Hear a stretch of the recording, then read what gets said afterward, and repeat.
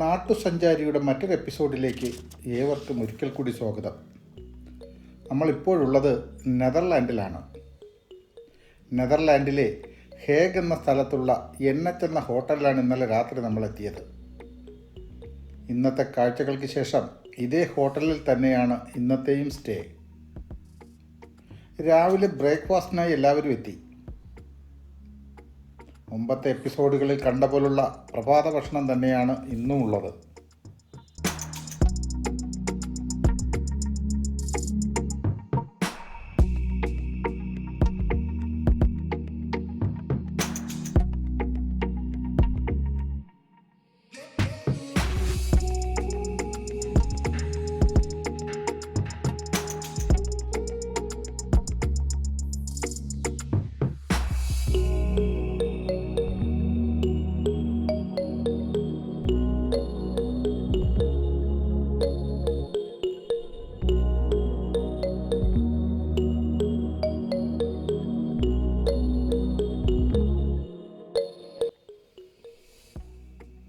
ഇന്നത്തെ യാത്രയും എന്നത്തെയും പോലെ രാവിലെ 9 മണിക്ക് തന്നെ ആരംഭിക്കും.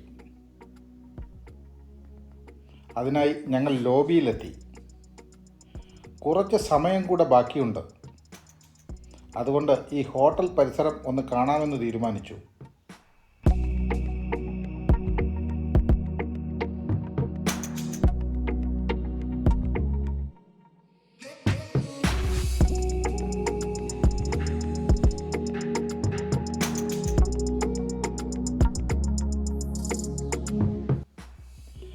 കാണുന്നതൊരു റെസ്റ്റോറൻ്റ് ആണ്.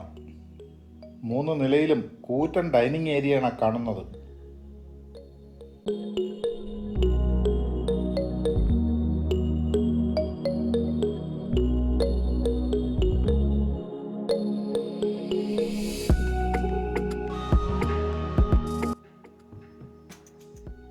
എല്ലാവരും ലോബിയിലെത്തി.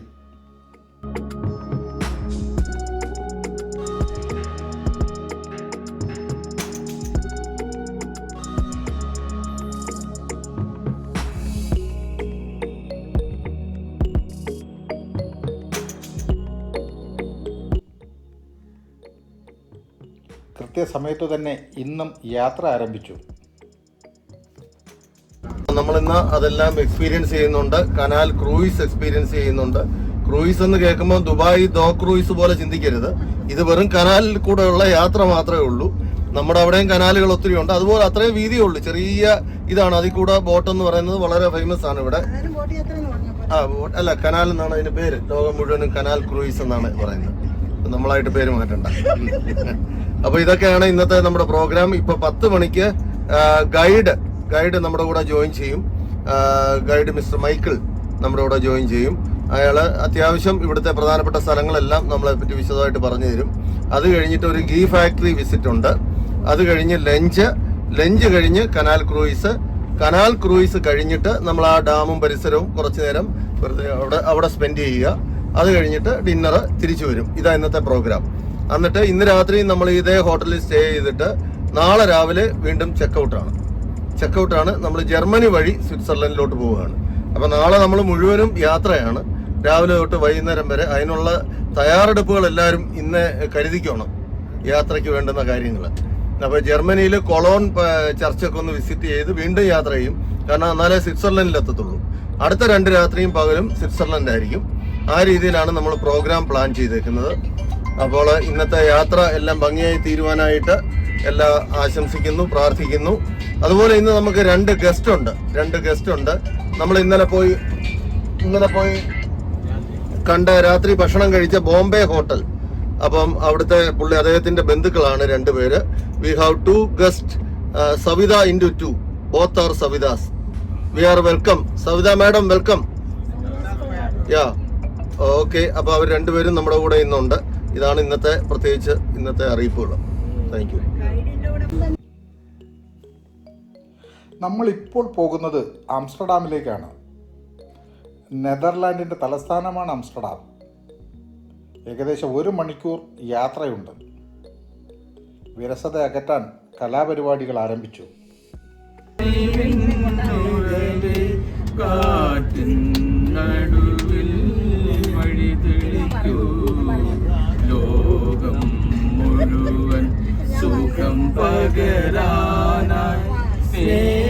ദൈവമേ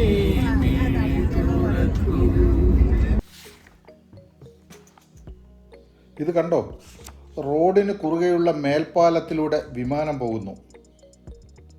നമ്മൾ സഞ്ചരിച്ചു കൊണ്ടിരിക്കുന്നത് ഒരു ഹൈവേയിലൂടെയാണ്. ഹൈവേ A4E19 എന്ന ഹൈവേ. ഈ ഹൈവേ കടന്നു പോകുന്നത് ഒരു എയർപോർട്ടിൻ്റെ നടുവിലൂടെയാണ്. അതായത് ഹൈവേയുടെ ഇരുവശങ്ങളിലുമാണ് എയർപോർട്ട് ഉള്ളത്. ഇത് ആംസ്റ്റർഡാം ഷിപ്ഹോൾ എയർപോർട്ടാണ്. ഇവിടെ നിന്ന് 9 കിലോമീറ്റർ ഉണ്ട് ആംസ്റ്റർഡാമിലേക്ക്. ആ വിമാനം പോയതുപോലുള്ള ബ്രിഡ്ജുകളെ ടാക്സി വേ ബ്രിഡ്ജ് എന്നാണ് അറിയപ്പെടുന്നത്. ലോകത്ത് പല രാജ്യങ്ങളിലും ഇത്തരം ടാക്സി വേ ബ്രിഡ്ജുകളുണ്ട്. ഇത് ഒരു കൂറ്റൻ എയർപോർട്ടാണ്. യാത്രക്കാരുടെ എണ്ണം കണക്കിലെടുത്താൽ ലോകത്ത് 3-ാം സ്ഥാനമാണ് ഈ എയർപോർട്ടിനുള്ളത്. ഈ എയർപോർട്ടിന് 6887 ഏക്കർ വിസ്തീർണമുണ്ട്. അതായത് 10.761 സ്ക്വയർ കിലോമീറ്റർ. ഇത് നെതർലാൻഡിലെ പ്രധാനപ്പെട്ട ഒരു ഇൻ്റർനാഷണൽ എയർപോർട്ടാണ്. ഈ എയർപോർട്ട് KLM വിമാന കമ്പനിയുടെ ഒരു ഹബ്ബ് കൂടെയാണ്. ഈ ടണലിന് മുകളിൽ എയർപോർട്ടാണ്.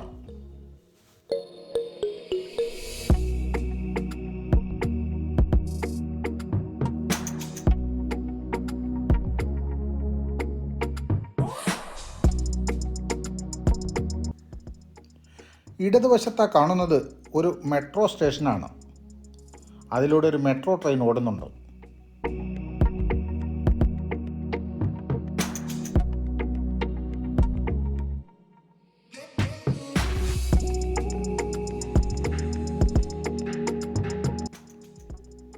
നമ്മളിപ്പോൾ ആംസ്റ്റർഡാമിലെത്തി. ഇവിടെയാണ് നമ്മളെ കാത്ത് ഗൈഡായ മൈക്കിൾ നിൽക്കുമെന്ന് പറഞ്ഞ സ്ഥലം. ആംസ്റ്റർഡാമാണ് നെതർലാൻഡ് തലസ്ഥാനമെന്ന് പറഞ്ഞല്ലോ. തലസ്ഥാനം ആംസ്റ്റർഡാം ആണെങ്കിലും ഈ രാജ്യത്തിൻ്റെ ഭരണകേന്ദ്രം ഹേഗിലാണ്. അവിടെയാണ് നമ്മൾ സ്റ്റേ ചെയ്ത NH ഹോട്ടൽ ഉള്ളത്. നെതർലാൻഡിൻ്റെ പഴയ പേര് ഹോളണ്ട് എന്നാണ്. ഇവരുടെ ഒഫീഷ്യൽ ലാംഗ്വേജ് ഡച്ചാണ്. അതുകൊണ്ടാണ് നമ്മൾ ഈ നാട്ടുകാരെ ഡച്ചുകാർ എന്ന് വിളിക്കുന്നത്. ഡച്ച് ഭാഷയോടൊപ്പം കോ ഒഫീഷ്യൽ ലാംഗ്വേജായി ഇംഗ്ലീഷും ഉണ്ട്. നെതർലാൻഡിൻ്റെ ജനസംഖ്യ 17 മില്യണാണ്. അതിൽ 50.1% ആളുകളും ഒരു മതത്തിലും വിശ്വസിക്കുന്നവരല്ല. വളരെയേറെ വ്യത്യസ്തതകളുള്ള രാജ്യമാണ് നെതർലാൻഡ്സ്. അവയിൽ പ്രധാനപ്പെട്ടത് ഇവരുടെ സൈക്കിൾ സംസ്കാരമാണ്. അതുപോലെ നെതർലാൻഡിനെ അടയാളപ്പെടുത്തുന്ന മറ്റൊന്ന് വിൻഡ് മില്ലുകളാണ്. നെതർലാൻഡ് എന്നാൽ ലോ ലാൻഡ് എന്നാണ് അർത്ഥം. നെതർലാൻഡിൻ്റെ ഭൂരിഭാഗം സ്ഥലങ്ങളും സമുദ്രനിരപ്പിൽ നിന്നും താഴ്ന്നാണ് കിടക്കുന്നത്. നെതർലാൻഡ് ഒരു ചെറിയ രാജ്യമാണ്. ആകെ വിസ്തീർണം 41,865 സ്ക്വയർ കിലോമീറ്റർ മാത്രം. 300 കിലോമീറ്റർ നീളവും 170 കിലോമീറ്റർ മാത്രം വീതിയുമുള്ള ഒരു രാജ്യം.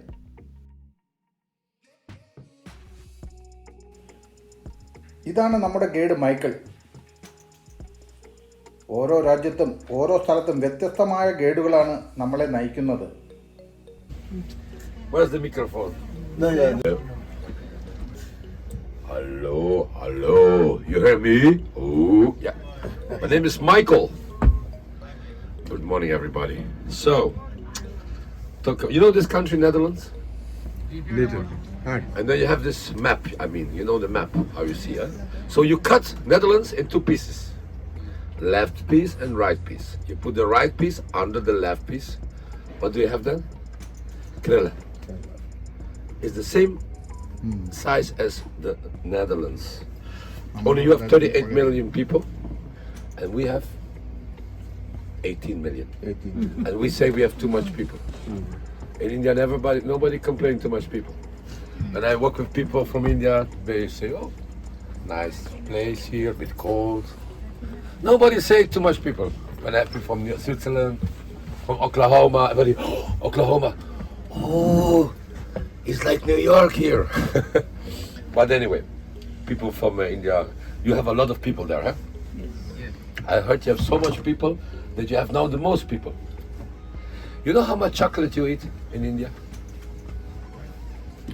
1% of all chocolate in the world, people in India eat. Only 1%. You know how much meat we eat in Europe? 60% of all chocolate Europeans eat. Bless you. Gezondheid. So, for example, 28% of all chocolate Canadians and Americans eat. 1% India, 1% China. You don't eat much chocolate, so you are not responsible for the problems in the chocolate industry. We are. We have to watch out what chocolate we eat. It's child labor free, fair trade. The biggest depot of cacao in the world is Amsterdam. In our harbor, we have the most chocolate cacao beans. Yeah? Interesting, huh? And cacao, you know where it comes from? Not from Europe. You know what I mean? Anyway, so what we gonna do? What tell me? What do you want? What do you want to do? Enjoyment. Learn Dutch? How you say 8,000 in your language? 8,000. Naira. Naira? 800? And Nora? 88? So 8,888? And Naira? 8,888 And Naira? And Notti? 888 Ambater. Ambater. Yeah? Yeah. Now learn you in Dutch. 8,000? Say 8,000. 8,000. 800? 800 എന്നാ പറഞ്ഞ 88. Oh my God. So, 8,000? 8,000. 800? 800. 88. 88. 1000 You see? This is good to train. It's good against dementia. If you learn Dutch, you will never be dement. Anyway, where's my big tour manager? He hiding behind a paper. I see there. Hello. ഇപ്പോൾ സമയം 10 മണിയായി. Temperature 15 degree Celsius ആണ്. ഇന്ന് Sunny day അല്ല, മഴ പ്രഡിക്ഷനും ഉണ്ട്. ഇനി നമ്മൾ ആംസ്റ്റർഡാം സിറ്റി ടൂറാണ് നടത്താൻ പോകുന്നത്. തുടർന്ന് ചീസ് ഫാക്ടറിയിലേക്ക് പോകും. ചീസ് ഫാക്ടറി ഉള്ളത് ഈ സിറ്റിയുടെ ഔട്ടർ സ്കർട്ടിലാണ്. സിറ്റി ടൂർ വാഹനങ്ങളിലിരുന്ന് കാഴ്ചകൾ കാണലാണ്. നെതർലാൻഡ് മ്യൂസിയങ്ങളുടെയും ഒരു നാടാണ്, പ്രത്യേകിച്ച് ആംസ്റ്റർഡാം. ഇവിടെ ധാരാളം മ്യൂസിയങ്ങളുണ്ട്. ആ കാണുന്നതാണ് വാൻഗോ മ്യൂസിയം. ഇതൊരു ഡച്ച് ആർട്ട് മ്യൂസിയമാണ്. ഇവിടെ വിഖ്യാത ചിത്രകാരനായ വിൻസെൻ്റ് വാൻഗോവിൻ്റെ ധാരാളം ചിത്രങ്ങൾ പ്രദർശനത്തിനായി വച്ചിട്ടുണ്ട്. ആ ചിത്രകാരൻ്റെ സ്മരണയ്ക്കായാണ് ഈ മ്യൂസിയത്തിന് വാൻഗോ മ്യൂസിയം എന്ന് പേരിട്ടത്.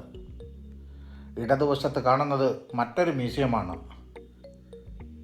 ആംസ്റ്റർഡാമാണ് നെതർലാൻഡ് തലസ്ഥാനമെന്ന് പറഞ്ഞല്ലോ. എന്നാൽ ഭരണകേന്ദ്രം ഇവിടെയല്ല, അത് ഹേഗാണ്. അവിടെയാണ് പാർലമെൻറ്റ് മന്ദിരവും മറ്റും ഉള്ളത്. ഒരു അതിസമ്പന്ന രാജ്യത്തിൻ്റെ തലസ്ഥാനത്താണ് നമ്മളിപ്പോൾ ഉള്ളത്. എന്നാൽ വളരെ ലളിതമായാണ് സിറ്റി ഒരുക്കിയിരിക്കുന്നത്. ആകാശത്തോളം ഉയരമുള്ള ഹൈ റൈസ് ബിൽഡിങ്ങുകൾ ഇവിടെ താരതമ്യേന കുറവാണ്. നല്ല ഭംഗിയിൽ രാജകീയമായ രീതിയിൽ ഗോത്തിക് സ്റ്റൈലിൽ പണിത കെട്ടിടങ്ങളാണ് റോഡിന് ഇരുവശം ഉള്ളത്. പിന്നെ കാണാൻ കഴിയുന്നത് കനാലുകളും അവയ്ക്ക് കുറുകെ നിർമ്മിച്ചിട്ടുള്ള പാലങ്ങളുമാണ്. ഈ ആംസ്റ്റർഡാമിൽ ധാരാളം ഹിസ്റ്റോറിക്കൽ ബ്രിഡ്ജസ് ഉണ്ട്, നൂറ്റാണ്ടുകൾ പഴക്കമുള്ളവ. ഒപ്പം പുതിയ പാലങ്ങളുമുണ്ട്. ഈ ചെറിയ പട്ടണത്തിൽ തന്നെ 1300ഓളം പാലങ്ങളുണ്ട് എന്ന് പറയുമ്പോൾ തന്നെ ഊഹിക്കാം അവയുടെ ഈ നാട്ടിലെ പ്രാധാന്യം. മിക്കവാറും എല്ലാ പാലങ്ങൾക്കും ഒരു പേരുണ്ടാവും. കൂടാതെ എല്ലാ പാലങ്ങൾക്കും ഒരു നമ്പർ ഉറപ്പായും ഉണ്ട്. ഇവിടെ റോഡിൻ്റെ ഇരുവശത്തും സൈക്കിൾ ട്രാക്കുണ്ട്. അതിനിരുവശവും സൈക്കിൾ പാർക്കിംഗ് സ്ലോട്ടുകളും ധാരാളമായി കാണുന്നുണ്ട്. ഒരു പ്രത്യേക അറേഞ്ച്മെൻ്റാണ് അതിനായി ഒരുക്കിയിരിക്കുന്നത്. നെതർലാൻഡിൻ്റെ സൈക്കിൾ സംസ്കാരം ലോകപ്രശസ്തമാണ്. ഈ രാജ്യത്ത് ഏത് റോഡ് പണിതാലും അതിനോടനുബന്ധിച്ച് സൈക്കിൾ ട്രാക്കുകൾ കൂടെ പണിയും. ഇവിടെ മിക്കവാറും എല്ലാ സ്ഥലങ്ങളെയും തമ്മിൽ ബന്ധിപ്പിച്ചുകൊണ്ടുള്ള സൈക്കിൾ റൂട്ടുകളുണ്ട്. ഇവിടെ എവിടെ നോക്കിയാലും സൈക്കിൾ പാർക്കിങ്ങിനുള്ള സ്ഥലങ്ങളാണ് കാണാൻ കഴിയുന്നത്. മറ്റു വാഹനങ്ങൾ പാർക്ക് ചെയ്യുന്നതിന് അനുവദിച്ചിട്ടുള്ള സ്ഥലങ്ങളെക്കാൾ കൂടുതൽ സൈക്കിൾ പാർക്കിങ്ങിനാണുള്ളത്. ഇവിടെ തെരുവിനിരുവശവുമുള്ള കെട്ടിടങ്ങളിലെല്ലാം മിക്കവാറും ഒരേ ടൈപ്പാണ്. ഹൈ റൈസ് ബിൽഡിങ്ങുകൾ തെരുവോരത്ത് കാണാൻ കഴിയില്ല. ഇടയ്ക്ക് ചില ഒറ്റപ്പെട്ട കെട്ടിടങ്ങൾ തനത് ശൈലിയിൽ നിന്നും വ്യതിചലിച്ച് നിർമ്മിച്ചിട്ടുള്ളതായി കാണാൻ കഴിയുന്നുണ്ട്.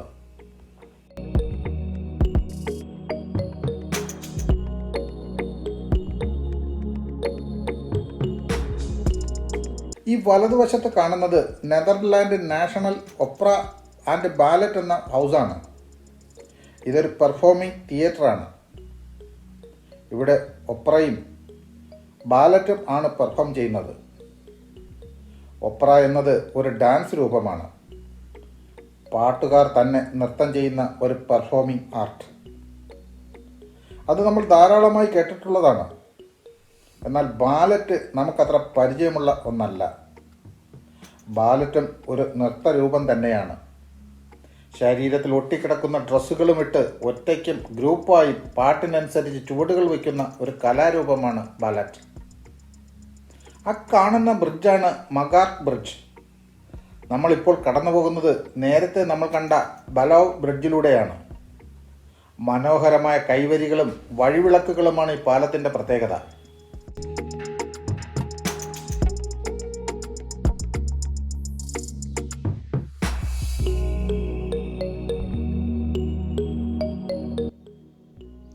നെതർലാൻഡ് ഒരു അതിസമ്പന്ന രാജ്യം കൂടെയാണ്.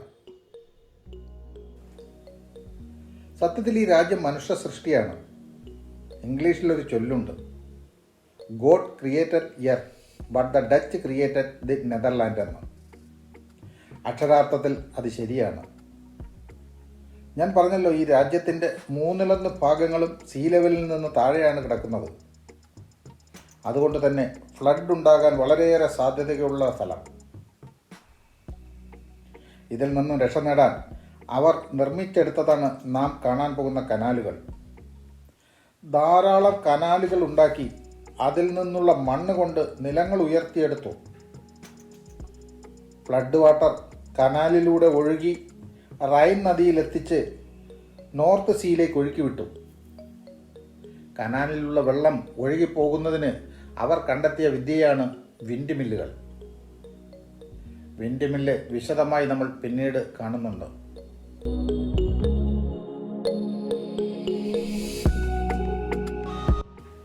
ഇവിടെ റോഡിന് വലതുവശത്ത് സുന്ദരമായ ഒരു പ്രതിമ കാണുന്നുണ്ട്.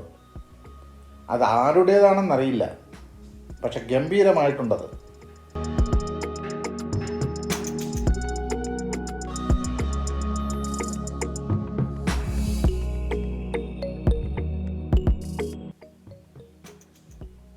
നെതർലാൻഡ് UK മോഡൽ ഡെമോക്രസിയുള്ള ഒരു രാജ്യമാണ്. കിങ്ഡം ഓഫ് നെതർലാൻഡ് എന്നതാണ് ഔദ്യോഗിക പേര്. മൊണാർക്കിയിൽ രാജാവാണ് ഏറ്റവും മുകളിലുള്ളത്. എങ്കിലും പ്രൈം മിനിസ്റ്ററാണ് രാജ്യം ഭരിക്കുന്നത്. ഇവിടെയുള്ള എല്ലാ പാലങ്ങളുടെയും നടുവിലെ ഒരു സ്പാനിൻ്റെ പ്ലാറ്റ്ഫോം ഉയർത്താവുന്ന തരത്തിലുള്ളതായിരിക്കും. അത് ഇതിലൂടെ കടന്നു പോകുന്ന ബോട്ടുകൾക്കും മറ്റും ഉയരം തടസ്സമാകാതിരിക്കാനാണ്.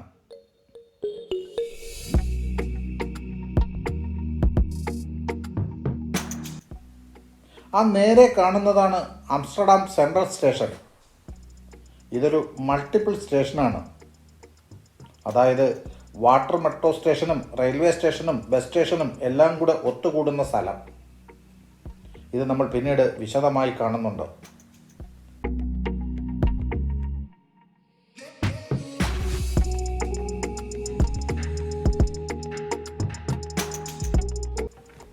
ആ ഇടതുവശത്ത് കാണുന്നത് ഒരു ചൈനീസ് റെസ്റ്റോറൻ്റാണ്. 1986 ഇത് ഇവിടെ സ്ഥാപിച്ചത്.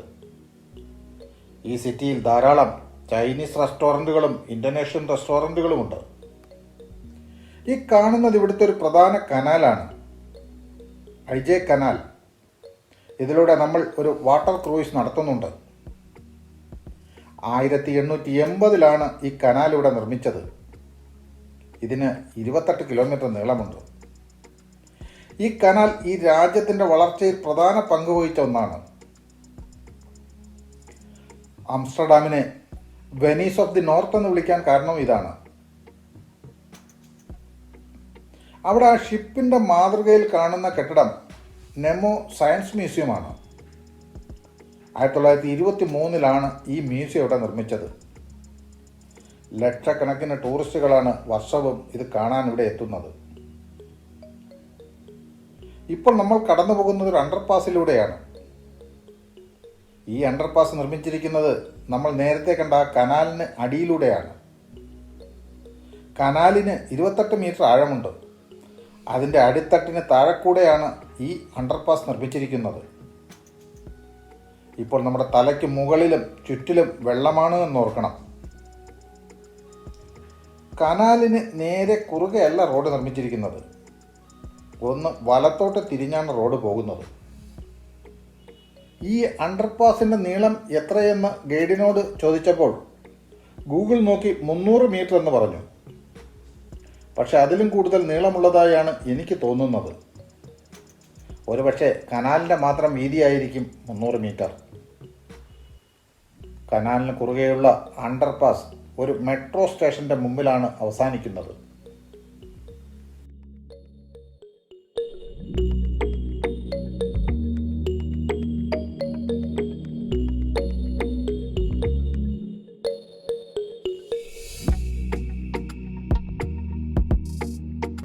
Here now we see the subway, is a station, yeah? So that subway is here 2 stops, of course, above ground and under. Since they made this train, yeah, it's finished in 2017. They were building it for almost 20 years and it cost us 6 billion. But when now it's finished, Amsterdam North is one more stop, and then all the way to south, let's say where your hotel is. You're in Sloten, eh? ഇപ്പോൾ നമ്മൾ പോകുന്നത് ഒരു ഗ്രാമപ്രദേശത്ത് കൂടെയാണ്. ഈ യാത്ര ഒരു cheese factory സന്ദർശിക്കാനാണ്.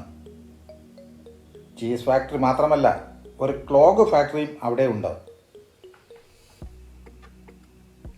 റോഡിൻ്റെ ഇരുവശവും സുന്ദരമായ കൃഷിയിടങ്ങളാണ്. കൃഷിയിടങ്ങളെന്ന് പറഞ്ഞാൽ പുൽമേടുകൾ. ഇത് ധാരാളം ഫാമുകളുള്ള വില്ലേജാണ്. മൃഗങ്ങൾക്കുള്ള പുൽപ്പാടങ്ങളാണ് ഇരുവശത്തും കാണുന്നത്. 2 തരത്തിലുള്ള ഫാമുകൾ ഇവിടെയുണ്ട്. ഒന്ന് പാലിനായും മറ്റൊന്ന് മാംസത്തിനായും മൃഗങ്ങളെ വളർത്തുന്നവ. ഡച്ച് പശുക്കളാണ് കൂടുതൽ പാല് തരുന്ന വർഗം. അതുകൊണ്ട് ഇവിടെ പാൽ ഉൽപാദനത്തിനായി ഡച്ച് പശുക്കളെയാണ് വളർത്തുന്നത്.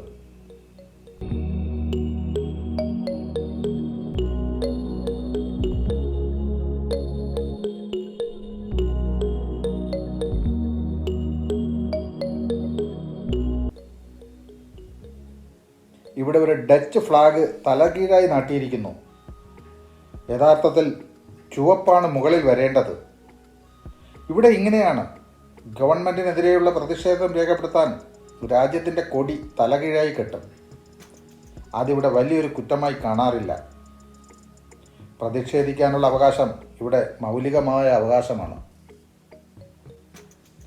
നമ്മുടെ നാട്ടിലും പ്രതിഷേധിക്കാനുള്ള അവകാശം ഭരണഘടനാപരമായി ജനങ്ങൾക്കുണ്ട്. പക്ഷേ പ്രതിഷേധിച്ചാൽ വിവരമറിയും.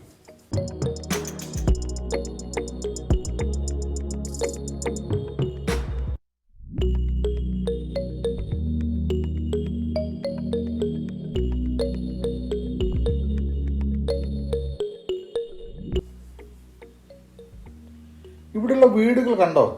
കാഴ്ചയ്ക്ക് എത്ര ഭംഗിയുള്ള വീടുകൾ. Simple and humble. കണ്ടിട്ട് കൊതിയാകുന്നു.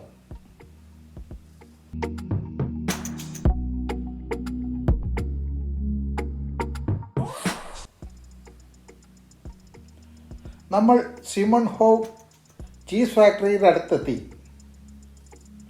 എൻട്രൻസിൽ നെയിം ബോർഡിനോടൊപ്പം ഒരു പശുവിൻ്റെ പ്രതിമയും സ്ഥാപിച്ചിട്ടുണ്ട്. അകത്ത് കടക്കുമ്പോൾ ഒരു വിൻഡ് മില്ലിൻ്റെ ചെറിയൊരു പതിപ്പും ഡിസ്പ്ലേ ചെയ്തിട്ടുണ്ട്. അതുപോലെ പഴയ ഗ്രാമീണ വീടിൻ്റെ മാതൃകയും ഉണ്ട്.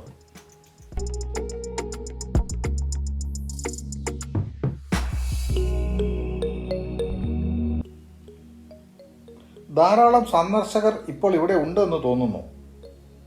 ധാരാളം ബസ്സുകൾ ഇവിടെ പാർക്ക് ചെയ്തിട്ടുണ്ട്. ഫാക്ടറിക്ക് മുമ്പിലായി വലിയ 2 ക്ലോഗ് മാതൃകകൾ സ്ഥാപിച്ചിട്ടുണ്ട്. ക്ലോഗ് എന്നാൽ മരത്തിലുണ്ടാക്കുന്ന ഒരുതരം പാദരക്ഷയാണ്. അതിൻ്റെ നിർമ്മാണവും മറ്റും നമുക്ക് ഇവിടെ നിന്നും വിശദമായി കാണാം. ഇവിടെ തൊട്ട് മുമ്പ് മഴ പെയ്തു എന്ന് തോന്നുന്നു. മൂടിക്കെട്ടിയ അന്തരീക്ഷമാണ്. പക്ഷെ ഇപ്പോൾ മഴയില്ല. ധാരാളം മഴ കിട്ടുന്ന ഒരു യൂറോപ്യൻ രാജ്യമാണ് നെതർലാൻഡ്. സീ ലെവലിൽ നിന്ന് താഴ്ന്ന സ്ഥലമായിട്ട് കൂടെ ഇവിടെ ഫ്ലഡ് ഉണ്ടാകാറില്ല. ഫ്ലഡിനെ ഫലപ്രദമായി കൈകാര്യം ചെയ്ത രാജ്യമാണ് നെതർലാൻഡ്.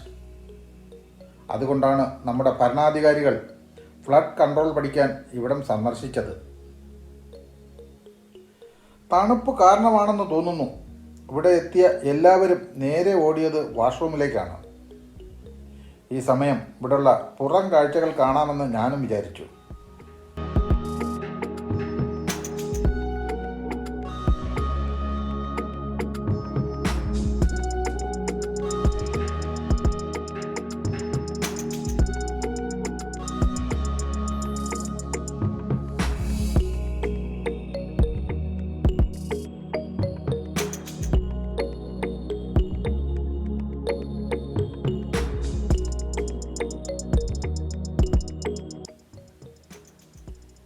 അകത്ത് കടക്കുമ്പോൾ തന്നെ ആദ്യം കുറേ ക്ലോഗുകൾ ഡിസ്പ്ലേ ചെയ്തിട്ടുണ്ട്.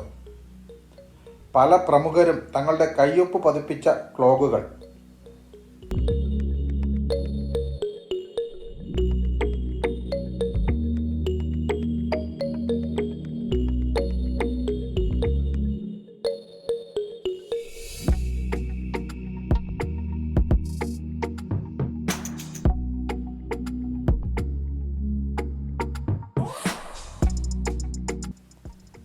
അവിടെ നിന്നും അടുത്ത മുറിയിലേക്ക് കടന്നാൽ അവിടെ വിസിറ്റേഴ്സിനുള്ള ഇരിപ്പിടങ്ങളും ചീസിനെ കുറിച്ച് വിശദീകരിച്ച് ലെക്ചർ ചെയ്യുന്നതിന് ചെറിയൊരു പോഡിയവും ഉണ്ട്. ഹാളിൽ പലതരത്തിലുള്ള ചീസുകളുടെ രൂപങ്ങൾ വശങ്ങളിലെ അലമാരകളിൽ ഡിസ്പ്ലേ ചെയ്തിട്ടുണ്ട്. കൂടാതെ ചുവരുകളിൽ പശുപരിപാലനവും പാൽ കറക്കലും തുടങ്ങി ചീസ് ഉണ്ടാക്കുന്നതുവരെയുള്ള വിവിധ ഘട്ടങ്ങളുടെ ഫോട്ടോയും പ്രദർശിപ്പിച്ചിട്ടുണ്ട്.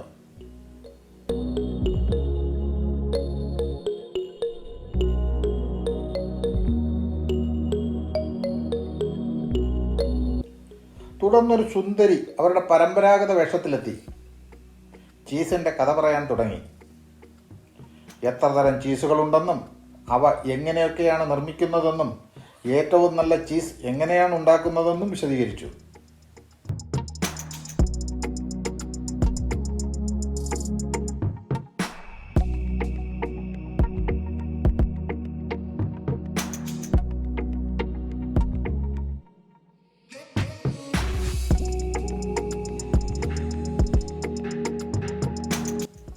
തുടർന്ന് എല്ലാവർക്കും ടേസ്റ്റ് ചെയ്യാനായി സാമ്പിളും നൽകി.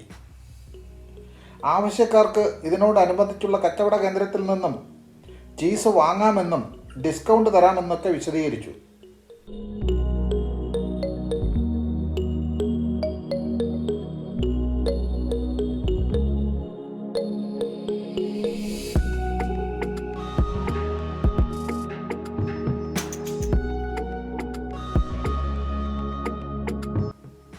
തുടർന്ന് ക്ലോഗ് നിർമ്മാണം നടത്തുന്നതിൻ്റെ ഒരു സാമ്പിൾ വർക്ക്ഷോപ്പിലേക്കാണ് നമ്മളെ കൊണ്ടുപോയത്. ധാരാളം ക്ലോഗുകൾ ചുവരിൽ ഡിസ്പ്ലേ ചെയ്തിട്ടുണ്ട്.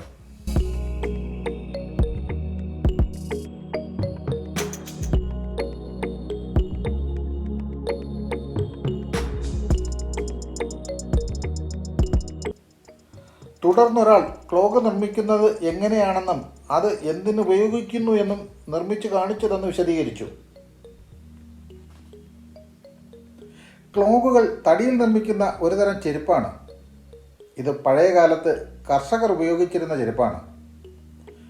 വെയിറ്റ് കുറഞ്ഞ ഒരുതരം തടിയിലാണ് ഇത് നിർമ്മിക്കുന്നത്. എന്നാലും ഇന്നത്തെ ചെരുപ്പുകളേക്കാൾ വെയിറ്റ് ഉണ്ടാകും. ആദ്യകാലത്ത് ഇത്തരം മെഷീനറി ഉപയോഗിച്ചല്ല ഇവ നിർമ്മിച്ചിരുന്നത്. പിന്നീടാണ് ഈ മെഷീനറികൾ കണ്ടുപിടിച്ചതും അതുപയോഗിച്ച് നിർമ്മാണം തുടങ്ങിയത്. അതുവരെ ഹാൻഡ് മെയ്ഡ് ആയിരുന്നു. പല വലിപ്പത്തിലും പല ഷേപ്പിലും ഇതുണ്ട്. മുൻകാലങ്ങളിൽ കർഷകരെ കൂടാതെ കനിത്തൊഴിലാളികളും ഇത്തരം ക്ലോക്കുകൾ ഉപയോഗിച്ചിരുന്നു.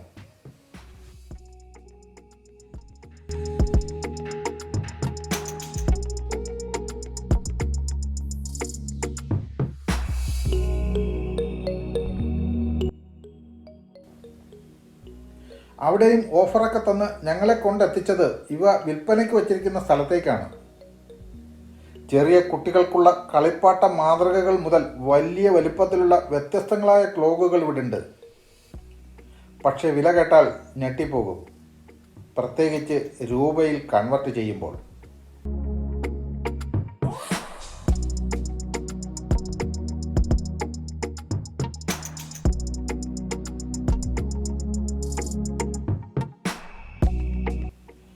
ആരെങ്കിലുമൊക്കെ വാങ്ങുന്നുണ്ടാകും. എന്തായാലും നമ്മൾ ഇന്ത്യക്കാർ ഇത് വാങ്ങാൻ സാധ്യത തീരെ കുറവാണ്.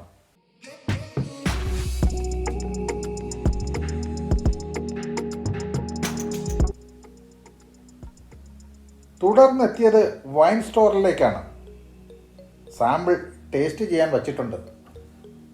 പക്ഷെ വളരെ കുറച്ചളവിൽ മാത്രമാണ് ആ ചെറിയ ഗ്ലാസ്സുകളിലുള്ളത്.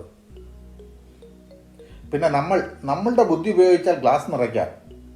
പല ഗ്ലാസ്സുകളിലുള്ളത് ഒരു ഗ്ലാസ്സിൽ ആക്കുക, എന്നിട്ട് കുടിക്കുക. ക്യാമറ ഉള്ളത് കാര്യമാക്കണ്ട. നമ്മളെന്തായാലും നെതർലാൻഡിൽ വന്നത് വിവാഹാലോചനയുമായല്ലോ.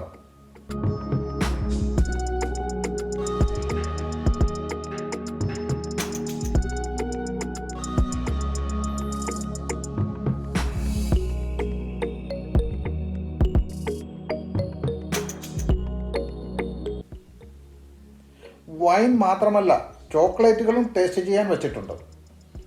വൈനും ചീസും ചോക്ലേറ്റും മാത്രമല്ല, വേറെയും ധാരാളം സാധനങ്ങൾ വിൽപ്പനയ്ക്കായി ഉണ്ട്.